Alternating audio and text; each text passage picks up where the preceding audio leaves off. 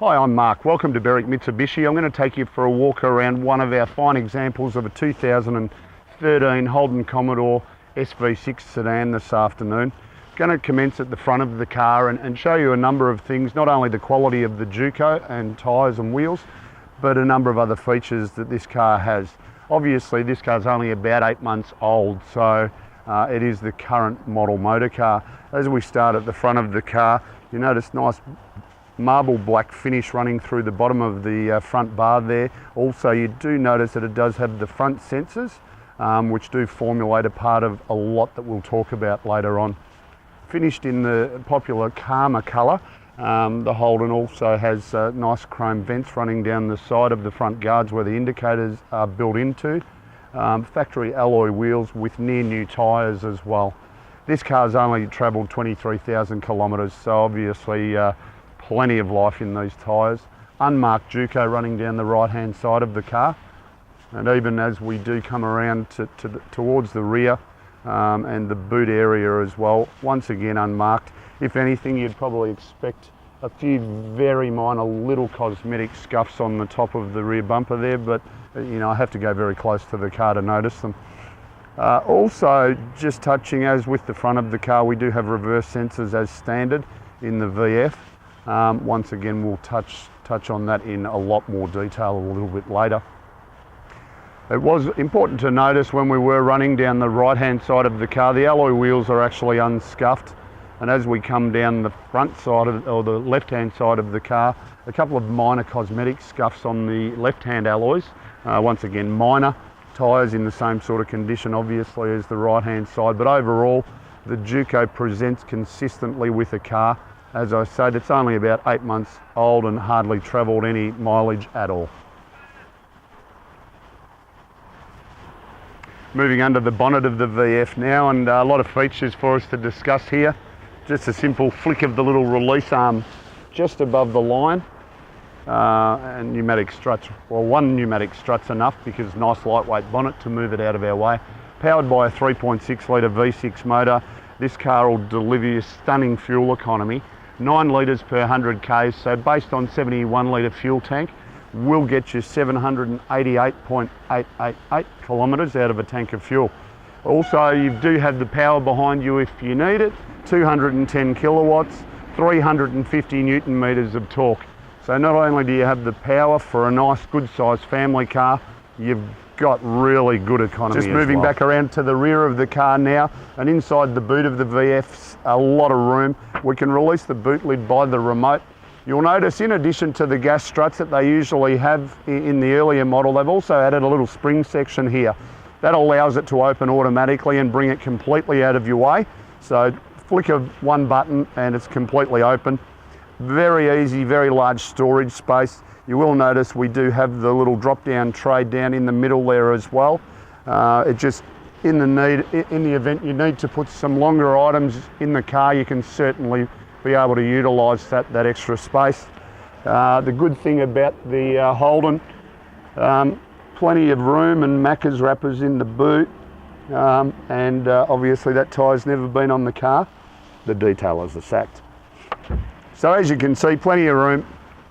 Large boot, 2 sets of golf clubs, buggies as well, plenty of room. Just before we move to the interior of the Commodore, just want to highlight the second row seats. As we mentioned, at the moment I've got the drop down tray there, so if you're taking the in-laws out for lunch or something, they've even got the table and the drink holders to pop their Happy Meals on as well, and still plenty of room for the 2 passengers that are in the back of the car. Now we move into the interior of the VF, and take 2 interior, no radio noise now. A lot to like about the VF actually, the way they've spent the time designing this car. I thought the VE was nice, but they've gone the next step here. Starting on our driver's armrest, notice finished, surrounded in a beautiful black marble finish, all our controls for our power windows and mirrors. Manual lock-unlock button up on the side of the door trim, and then across to the front underneath the aircon vent. Light sensitive wipers, so it will detect when it's getting darker during the day and turn the lights on automatically.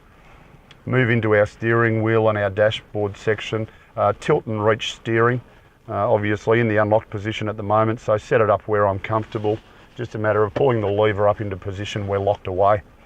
We move to the leather wrap steering wheel, and a lot of information to run through. Our factory Bluetooth here, which is voice activated Bluetooth. Our controls for our audio, which being volume, and whatever track's playing on either the radio, AM, FM, or even your music streaming, which we'll get to shortly. Obviously, all of our menu and cruise control. We've got our menu for our dashboard information here. Gives you things such as speed warning, your average fuel consumption, and your best average consumption as well. And I'm just getting a signal from the cameraman. He's trying to put me off there a little. Our cruise control buttons on the left-hand side of the steering wheel, and then obviously all our other basic information on the dash.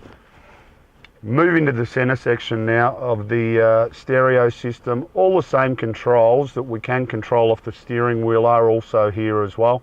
Does allow you to store music. Currently on FM at the moment. Simple matter for me of just going back to the steering wheel, hitting the source button. I've already paired my phone to this car, so it's picked up my Bluetooth audio straight away. Being the current model Commodore, highlights title and artist as well. And a simple matter of me just flicking on this little toggle button or toggle switch on the steering wheel, and it'll change tracks automatically. So once again, no need to take your hands off the steering wheel to do everything you need it to do. As we move below, once again, you notice finish with the marble black surrounds everywhere, but also a bit of checker grey and black surround, just sets it all off. Just gives it that really classy appeal. Climate control, dual zone air conditioning. We've currently got this air conditioning in the car running at fan speed 4, and you probably can't even detect that it's even running through the audio of the video. As we run back through the automatic transmission just as a normal drive, or we can flick into sports mode. Does indicate that up on the dash, and once again you can just flick through the gears manually by the stick and tells you what gear you're in as you go. Electric park brake just a little bit back from the T-bar, and then I'll just pop my phone out of the way. We have a manual button to turn our rear sensors off. Then we have the button for automatic park assist, which we'll actually demonstrate to you shortly, and also park assist there as well. Cup holders standard. Up into our little lid here, you'll notice we've got an outlet for a USB cord, another 12 volt outlet there as well. This particular one, it will charge your phone. If you've got your phone in the car and you've got it connected to the cord, there are a number of cars that don't actually entertain phone charging with the cords in them, but this car does. As we continue in the interior, just as far as seating arrangement goes, my particular seat does have electric adjustment by height. Obviously manual back and forth, but everything else about it is electric. All of the seats in the interior and the door trims included are finished in partial leather. So, you know, there was a lot of upspec to like about just your base model in this current model VF. Plenty of additional features on top of, you know, the really good technology in the VE2.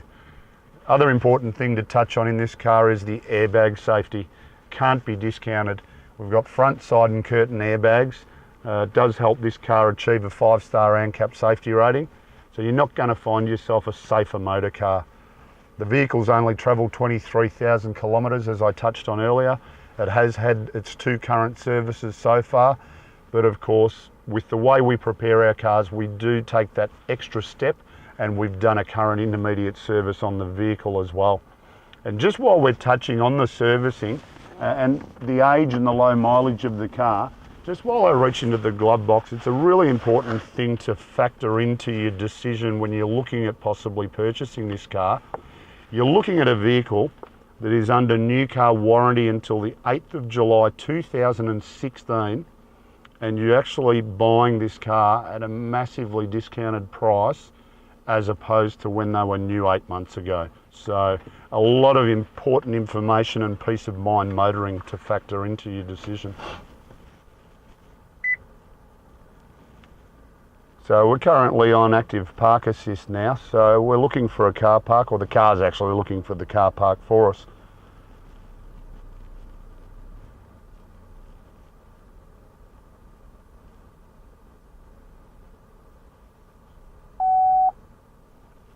Now, as you can see, the car has asked us to stop, and it's also asked me to select reverse. Auto steering has now been activated, and you'll notice that obviously I'm just relaxing in the car. Steering wheel is turning automatically, and it'll actually indicate to me when I need to do something.